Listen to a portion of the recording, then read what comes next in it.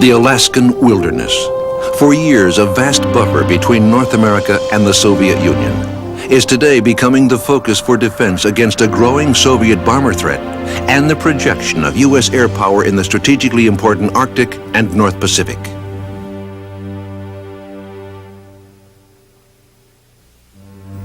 As technology has changed and the Pacific Rim has grown in geopolitical importance, the defenders of Alaska have taken on new roles.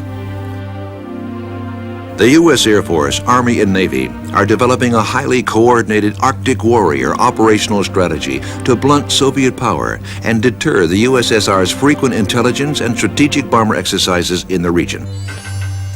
The Arctic warriors face unique challenges.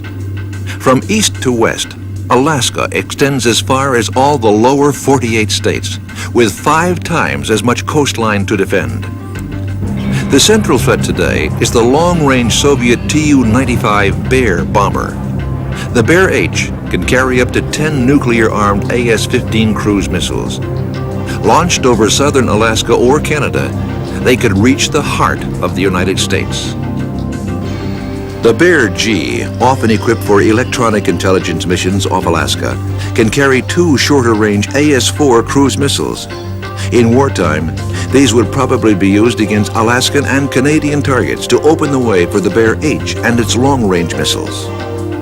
In 1987 and 1988, the Bears flew scores of strike training missions near the Alaskan coast and the Aleutian Islands. On 8,000-mile round trips from the central USSR, they practiced the procedures that would be used in a nuclear strike mission. So far, however, none of the Soviet bombers has entered U.S. airspace. On the horizon is the supersonic Blackjack bomber and a new generation of faster cruise missiles for it and the Bear G. These developments are redefining the mission of the U.S. Air Force Alaskan Air Command, headed by Lieutenant General Thomas G. McInerney. We have seen a growth in Soviet long-range aviation in the Arctic region. For instance, in the early 80s, we saw less than 5 long-range aviation flights per year. The mid-80s, we have grown up to 50 flights per year. A slight drop-off last year. We don't know if it's significant. But the significance of these long-range aviation flights by the Bear H has changed our thinking. It's because the Soviets have changed their strategy. They have moved to cruise missiles that the Bears bring as a mothership into the Arctic Basin in North Canada and then launch on the United States. So the cruise missile has changed the Soviet strategy on long-range aviation, the manned bomber force. And that's very important because Alaska is the furthest north location that can reach these airplanes. And for that reason alone, Alaska NORAD region plays a key role in the defense of manned bombers and cruise missiles against the North American continent. If training were to become the real thing, Soviet bombers headed for Alaska would be escorted by new fighters. The Su-27 Flanker is expected to be facing Alaska soon. And the MiG-31 Foxhound has already been deployed to Soviet Far Eastern bases. Well, the growing Soviet fighter force in the Far East Military District is concerning me. The Foxhound can reach Anchorage and go back at altitude if he didn't have to spend much time. So we're now seeing for the first time a long-range fighter that could reach here, which means that our fighters could be engaged fighter versus fighter.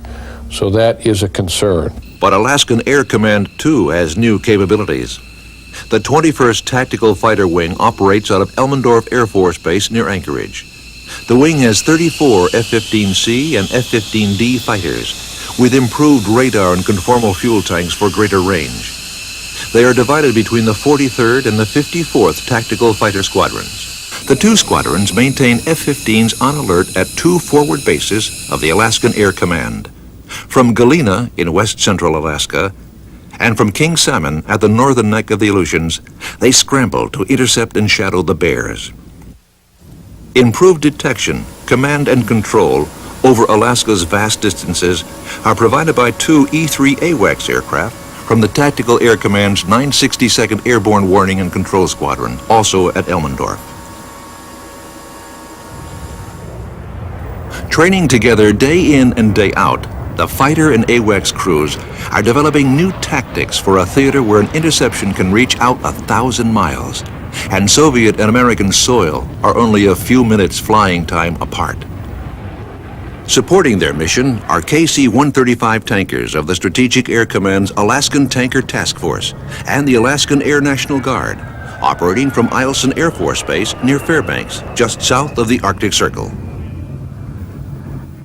And an improved ground radar network linking stations of the Alaskan Air Command, Tactical Air Command, and the Joint U.S.-Canadian North American Aerospace Defense Command, or NORAD. The old DEW line is being replaced by an integrated North Warning System that will eventually incorporate 52 radars across Alaska and Canada. 24 Fairchild A-10 ground attack aircraft of the Alaskan Air Command's 343rd Tactical Fighter Wing, based at Eielson, are available for quick deployment to the Far East or across the Pole to Europe, which they can reach more quickly than units from the lower 48. And since World War II, when the Japanese easily seized islands in the Aleutian chain, no planner can ignore the defense of Alaska itself. The A-10s trained for that mission with Army units in Alaska's superb training ranges.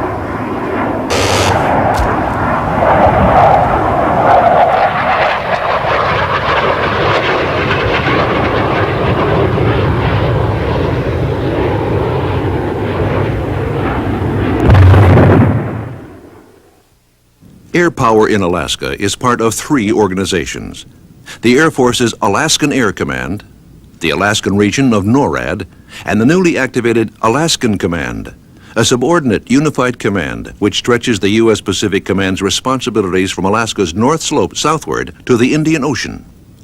I think the strategic and tactical importance of Alaska starts with our location. We are the closest between the Soviet Union, the United States, and the Soviet Union. The Far East Military District buttresses right up against our borders here.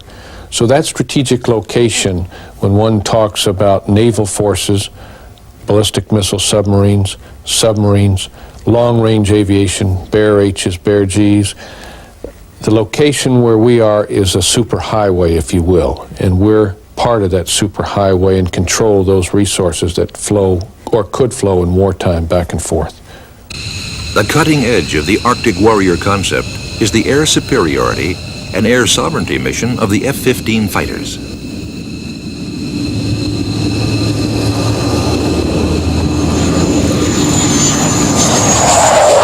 Colonel Shel Storer commands the 21st Tactical Fighter Wing, whose mission has expanded to strategic deterrence as the Soviets have increased their dependence on air-launched cruise missiles. What our primary goal is to try and intercept the launcher. You know, if we wait until they drop their cruise missiles, we've got a big task ahead of us. So our job is to try and get as far out forward as we can to attack those Bear H's when they come inbound and take the airplane out before it launches. Alaskan Air Command fighters have two roles: an air sovereignty role against the Soviet bombers and an air superiority role against Soviet fighters that might escort the bombers. All the F-15 pilots in the 21st TAC Fighter Wing either come from or are likely to go back to an F-15 unit anywhere. The F-15 role, of course, worldwide is air superiority, so we, one, want to train them to be able to conduct the full range of air superiority missions. In Alaska, we are essentially the, you could call it a tripwire, I suppose, farthest forward point in relation to the lower 48 and the North American landmass. So we need to be able to have all the skills available to us to meet whatever type of threat comes in. That situation makes the experience of Alaskan fighter pilots unique. At any moment of any day, they may find themselves a few hundred yards from a Soviet strategic bomber, hundreds of miles from shore over the Arctic Ocean or Bering Sea. Lieutenant Colonel Pete Marty, commander of the 43rd Tactical Fighter Squadron, is aware of the special demands his pilots must meet.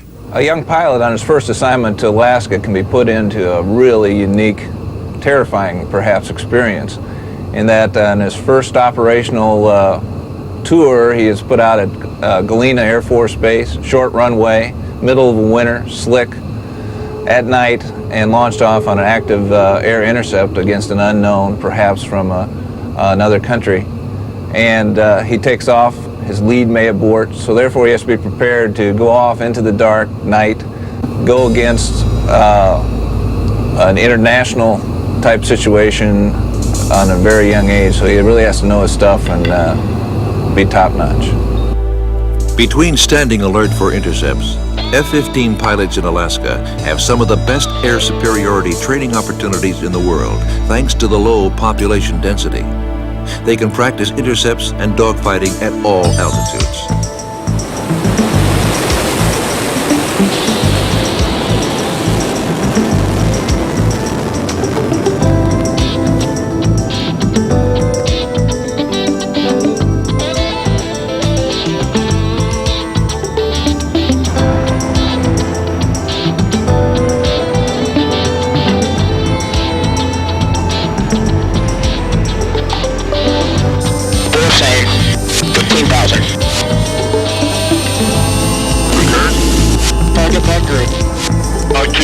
Contact 10 north, dog, just 31.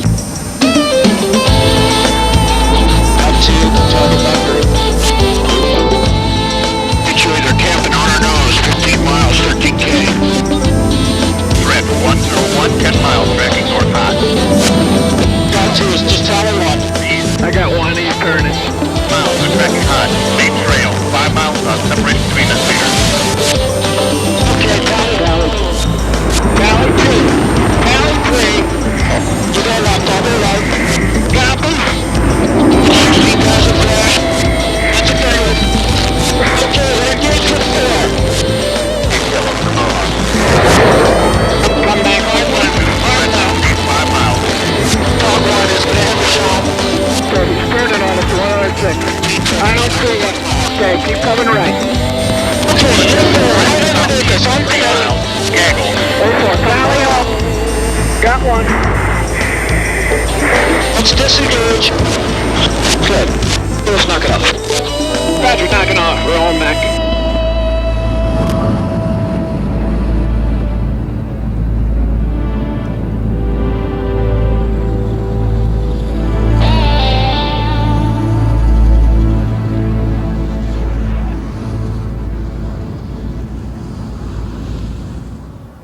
The Alaskan Air Command encourages other units to train here, says Colonel Storer. We've got some absolutely fantastic range space here in Alaska. I've flown in the Pacific, I've flown in Europe, and I've flown in the continental United States, and I have never seen better training airspace than what we have here. Out in the west, in our Stony airspace, we have terrain that can simulate Korea, terrain that can simulate European mountains, can simulate the Fulda Gap plains. Truly outstanding airspace. Wherever they come from, the vast Alaskan distances mean that pilots must raise fuel consciousness to a high art, especially when bad weather can force a diversion of hundreds of miles, and when Soviet cruise missile range make it necessary to plan for intercepts increasingly far from base. Major Steve Brown, Director of Operations for the 43rd, finds the newest F-15s a big improvement in that area. The F-15C has been a big boom for Alaska here in Alaskan Air Command.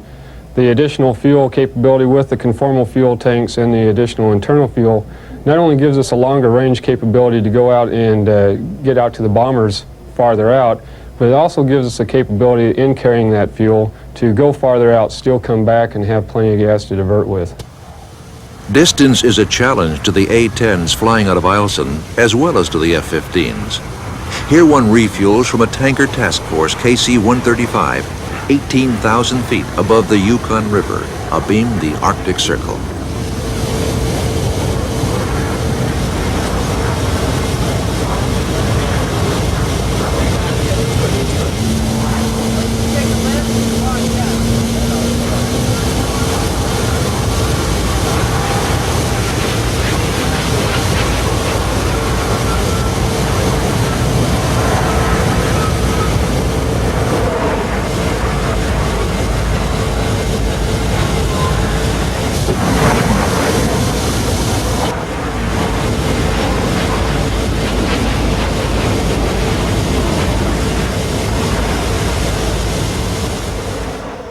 Lieutenant Colonel Mark Perkins, Assistant Director of Operations for the 18th Tactical Fighter Squadron at Eielson, has become used to conditions at this latitude. The challenge of flying in Alaska, two things come to mind: the cold weather and the darkness, particularly during the wintertime. We do operate up here probably 4 months out of the year where it's totally dark.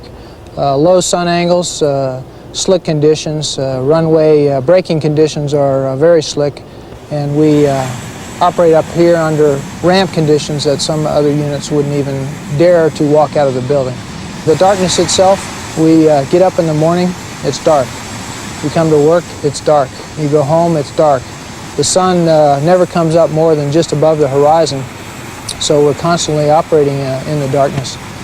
We become very proficient at that, and we are the best winter night fighters, I think, in the world during the winter months. And of course, during the summer months, we're the best day fighters because we do have 24 hours of daylight. Colonel Mike Ferguson, former Vice Commander of the 343rd Tactical Fighter Wing, also knows what it takes to keep his A-10s flying. We routinely operate in environments around here in the wintertime of 20 to 40 below, and our maintenance people have worked out a lot of procedures that keep us flying at a normal utilization rate, that is, during the winter months here, just like we do during the summer. But we found out when you go to the extremes of 60 below, it's a little bit different. And we learned a lot of lessons out of that. We learned that people slow down a lot, but they still continue to function very well.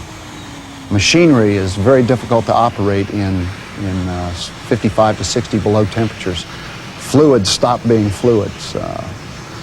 Rubber stops being pliable. And it was very difficult, but we did learn those lessons. We learned that once you get a vehicle started, the best thing to do in those kind of temperatures is to keep it running. And that goes for airplanes too. Our people are very innovative. You know, they make bubbles out of heaters and plastic, large plastic sacks. Fill it up with hot air and get inside of it, and you can warm up in a hurry.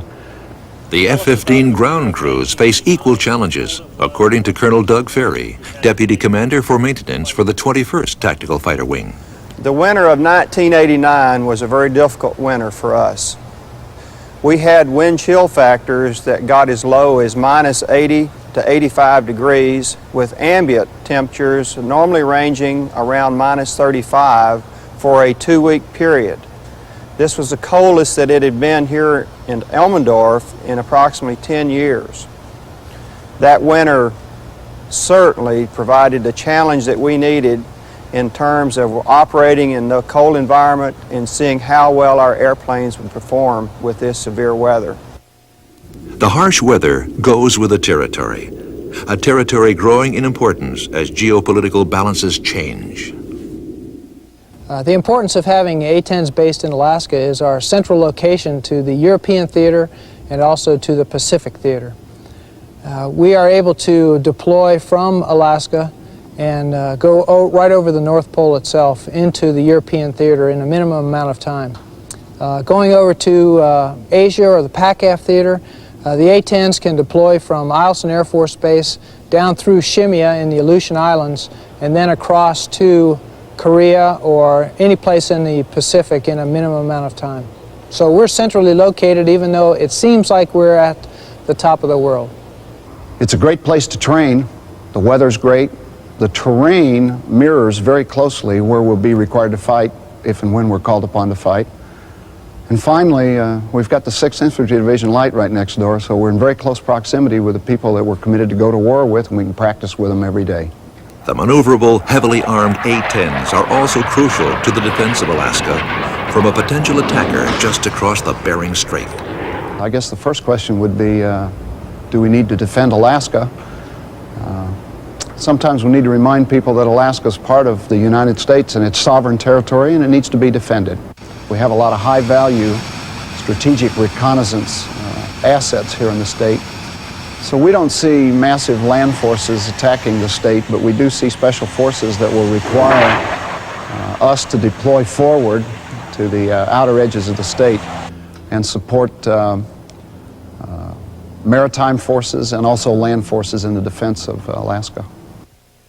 Neither F-15s nor A-10s could do their job without aerial refueling.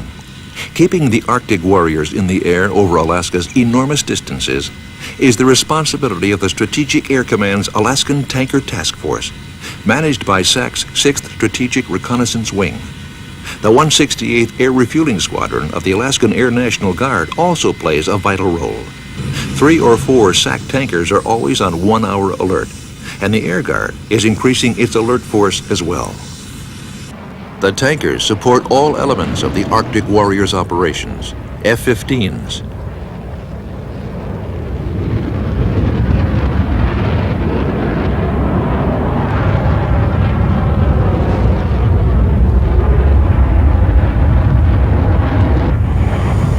AWACS,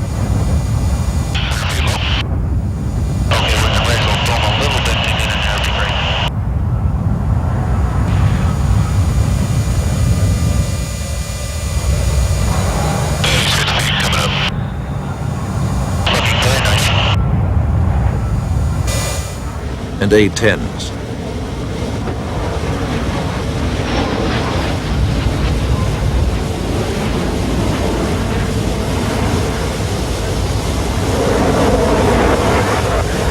Navy fighters operating from carriers in the North Pacific. And military transport aircraft in transit to and from Asia via the Great Circle route. 7 to 11 tankers are rotated in from squadrons in the lower 48 for 42-day stints. The assignment is eagerly sought. The crews typically fly twice as much as they would at home and get unique operational experience.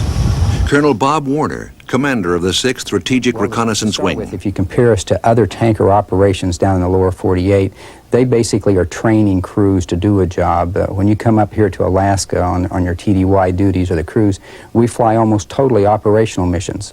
We are here to service the people who need refuelings.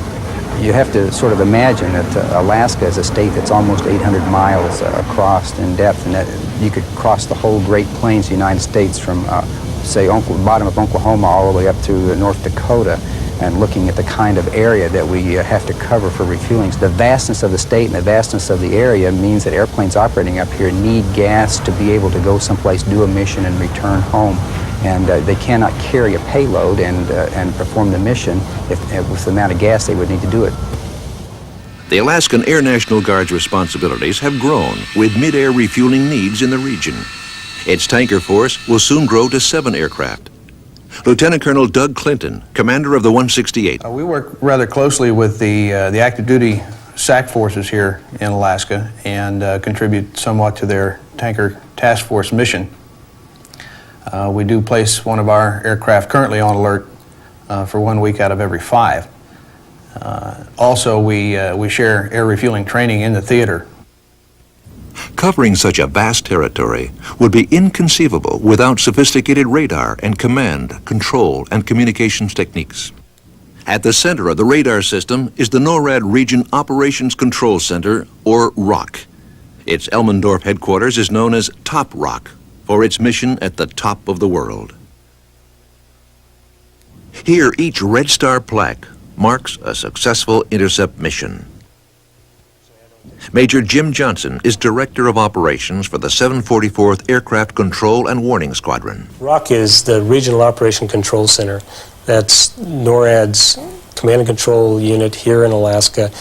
We take the radar data from the 21 ground-based radars here, and it's displayed on our radar scopes. We use that to detect any unauthorized aircraft in our sovereign airspace. 2 independent systems link Top Rock with 21 radars of NORAD, the Alaskan Air Command, and TAC. One is a SATCOM geosynchronous satellite link. The other is a meteor burst system, which bounces signals from ionized dust left in the outer atmosphere by tiny meteors. Of course, we're manned 24 hours a day, and we basically have 30 people on each crew that work 8-hour days. On the rock floor itself, we're basically divided down the middle of the ops room with the surveillance people on the left and the weapons controllers on the right. The surveillance people go through the process of detecting any tracks as they entered our sovereign airspace, our identification area, and then assigning symbology to it. If the track cannot be ID'd through correlation of flight plans or a positive friend or foe beacon squawk, then the senior director coordinates a scramble of the fighters, and our weapons controllers vector the fighters out for the intercept. Under peacetime rules, the team at Top Rock exercises extreme restraint. Even should a Soviet aircraft penetrate U.S. airspace, they have instructions to divert it back out or direct it to land at a civilian airport unless it shows obvious hostile intent. U.S. aircraft in the Bering Strait region and the Far Aleutians maintain buffer zones and keep close watch on their navigation systems to avoid crossing into Soviet airspace. ROC operations are coordinated with the Canadian NORAD Control Center in Ontario. When needed, responsibility for intercepts can be passed from one center to the other. A Canadian Brigadier General serves as deputy to Lieutenant General McInerney in his NORAD capacity. Many of Alaska's radar stations can be supplied only by air or by river barge for most of the year. Here at Tatalina in west central Alaska, half a mile of elevation separates the top camp and the main facility. Like the other stations, Tatalina has been upgraded from 1950s technology to a new radar with computerized control and satellite data links. In addition to enhancing their capabilities, these changes have made it possible to cut crew requirements by 90% or more, saving $100 million a year. Tatalina and the other sites are operated by General Electric Government Services under contract to the Air Force. This facility is home to 15 technicians who live and work in 2 geodesic domes far below the radome on the peak. Temperatures can reach 70 degrees below zero, and the facility is resupplied by aircraft which must land on a short, narrow runway. The key new element in the Arctic Warrior's radar capability is the Boeing E-3 Airborne Warning and Control System, or AWACS, whose high-altitude surveillance can cover 2.5 million square miles in a single flight.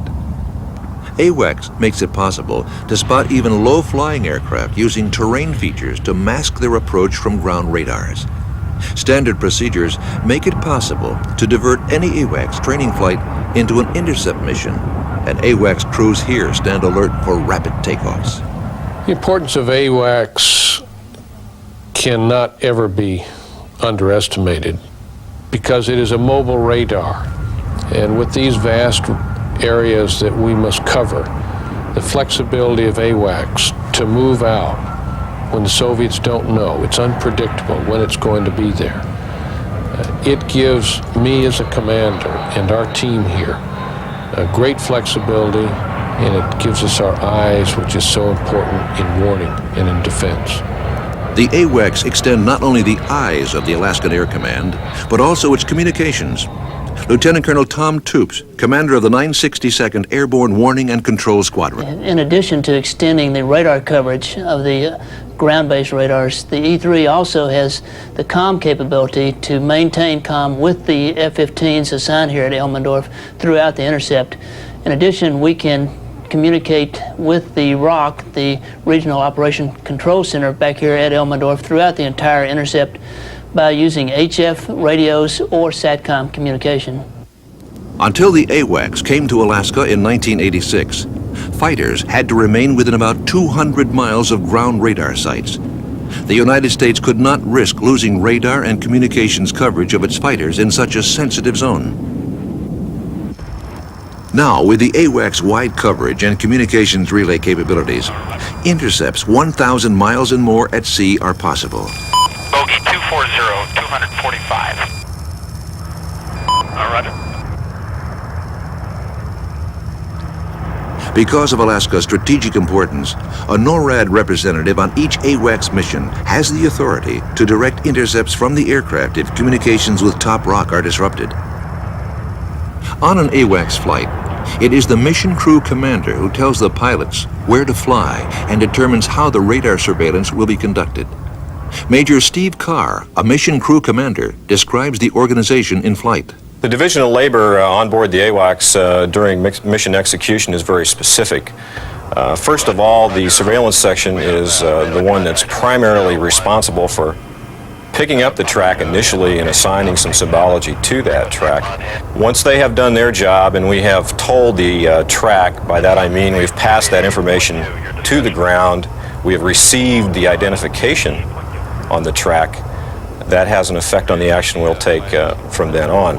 Assuming that track is a track that we wish to intercept, then the weapons directors, who are under the direct supervision of the senior director on board the airplane, will take the fighters, the F-15s in this case, and will be responsible for the tactics to intercept and at that point identify that particular track.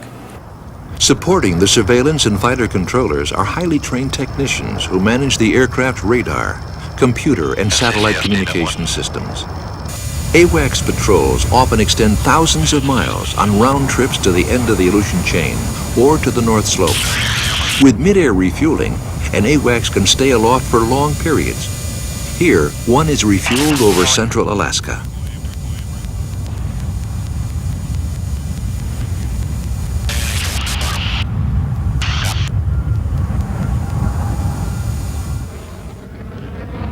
Alaska is one of the few places in the world where AWACS and fighter crews can work together so closely and frequently, briefing and debriefing together. Not only for the bomber intercept missions, but also for the fighter versus fighter air superiority role. There are important benefits for both the AWACS and fighter crews. Lieutenant Colonel Toops.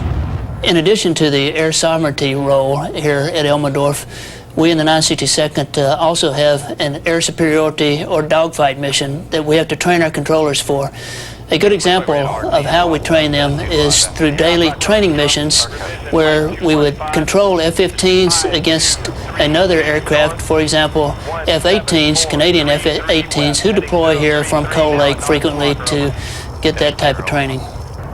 Because the AWACS aircraft in Alaska perform a NORAD mission, Canadian military personnel routinely fly in most crew positions. The AWACS crews and fighter pilots jointly develop new tactics to counter new Soviet fighters and the Blackjack cruise missile carrier, which fly much faster than the propeller-driven Bears.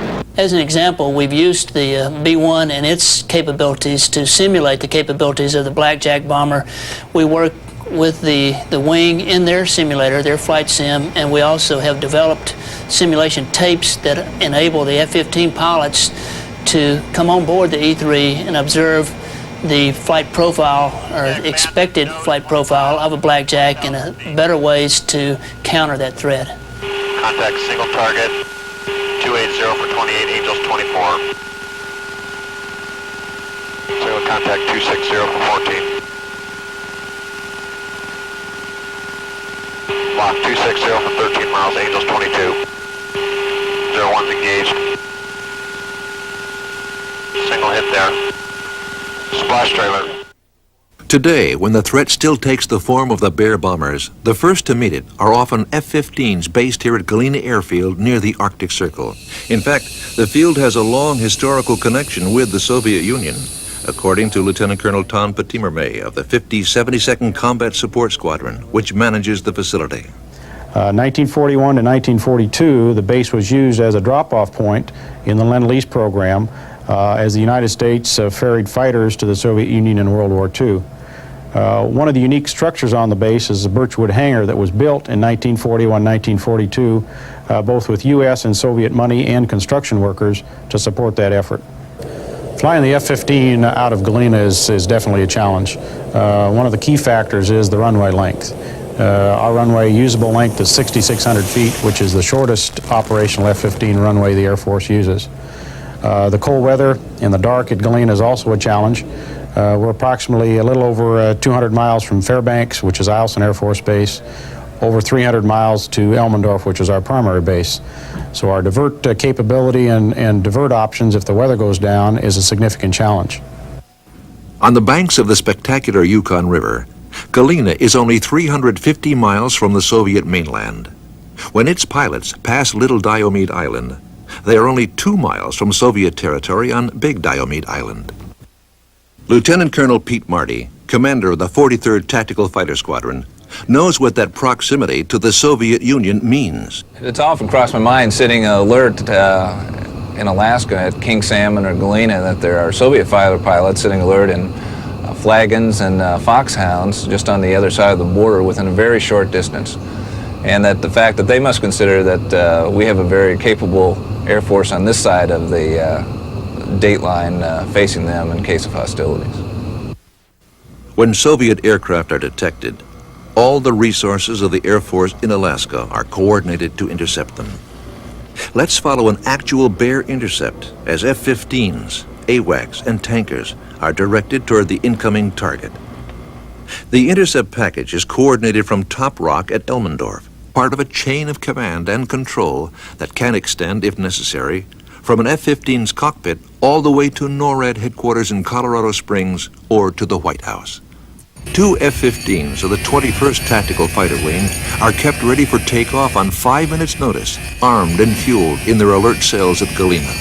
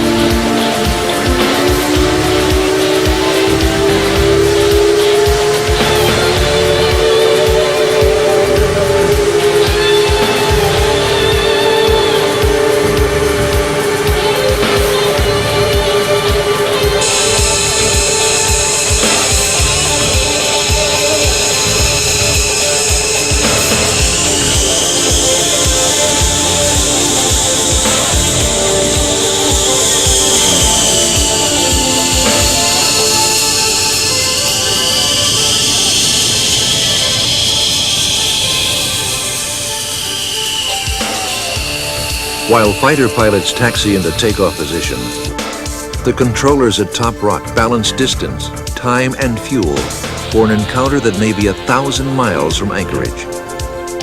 An AWACS takes off.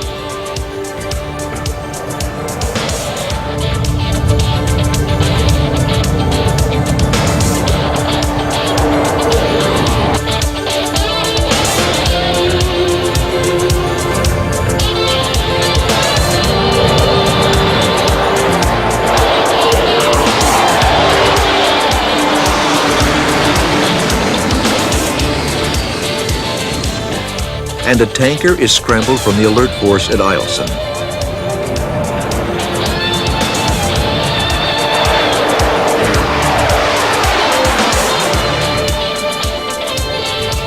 Aboard the AWACS, the radar, control, and communications teams begin to coordinate the intercept package as all its elements converge on the intruder.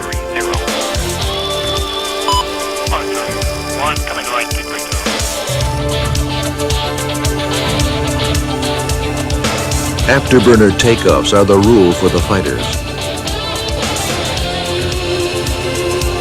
With 2 conformal fuel tanks, 2 wing tanks, 4 Sparrows and 4 Sidewinders, an F-15C weighs 67,500 pounds.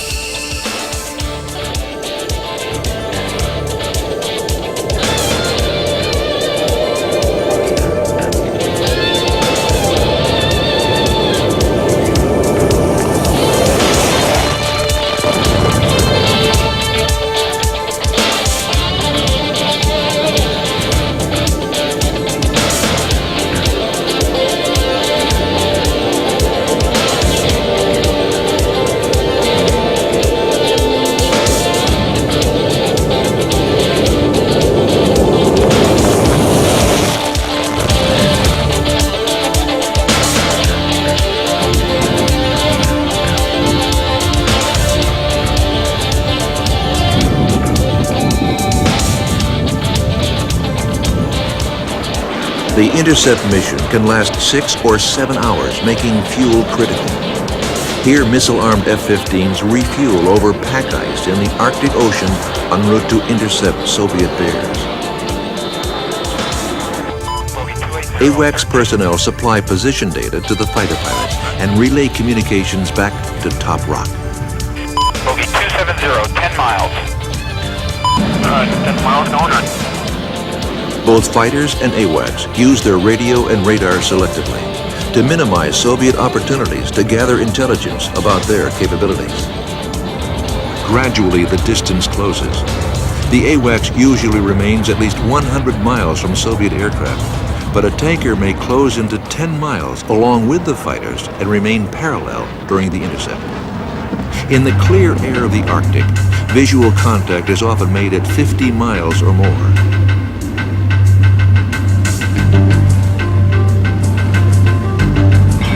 The turboprop engines of the Bear may make it seem out of date, but appearances can be deceiving. This is one of the most capable long-range bombers and cruise missile platforms in the air. Major Steve Brown describes what it's like to approach a Soviet Bear. In the final actual intercept portion of the Bear intercept, or coming up to identify friendly or foe, the most important thing that we're worried about is, of course, the tail guns on the Bears. We're making sure in our tactics as we're coming in, there's always a guy in a firing position, such that if we are fired on as we're coming in, again identifying that Bear, that we'll have a person who would be in a position that they could fire back if called upon. Our first response, though, if we found the guns uncaged and tracking us, would be get out of the gun range. So our first thing we'd do is to break away. Once we have taken stock of the situation, we figure that in fact the Bears do not mean us any harm and are flying in international airspace. And we're going to go on in, take a look and see, identify the type of bear that it is. And then the next thing now is we want to get some pictures of them. So we'll have one person in identifying, looking for a tail number on the Bear, while the other one is in a cover position. If there's 2 bombers, we still only pay our attention to one initially, making sure that we keep ourselves covered, and then we'll clear the wingman on up to the other Bear, with the other fighter staying in a position. Again, not ever letting down our guard. The intercept team may fly in formation with the Soviet bombers for 2 hours or more, taking turns refueling from the KC-135 as needed. As the Americans take photographs, their counterparts aboard the Bear use their own cameras. At times they wave, but the F-15 pilots rarely reciprocate. This is an enemy bomber approaching U.S. territory. No game, but part of a serious show of strategic readiness by both sides. Lieutenant Colonel Marty recalls his experience. It's a unique experience that in flying jet fighters, and where you wear helmets and have your own jet engine and cockpit noise, you very seldom hear anything outside your aircraft. However, approaching a Bear aircraft, it's unique in that you can actually hear the counter-rotating props grinding away as it's moving through the sky. And you're impressed by the size of the aircraft and the capability, and of course the big red star on the tail. Eventually, the intruders turn and head for home, and the U.S. flyers do the same. The tension eases on the long flight back to base. Again, the flyers can enjoy the beauty and emptiness of Alaska. The bear flights have become less frequent lately, and strategic confrontation has given way to U.S.-Soviet civilian exchange programs. But the Arctic warriors ensure that the strategic deterrent is always in place.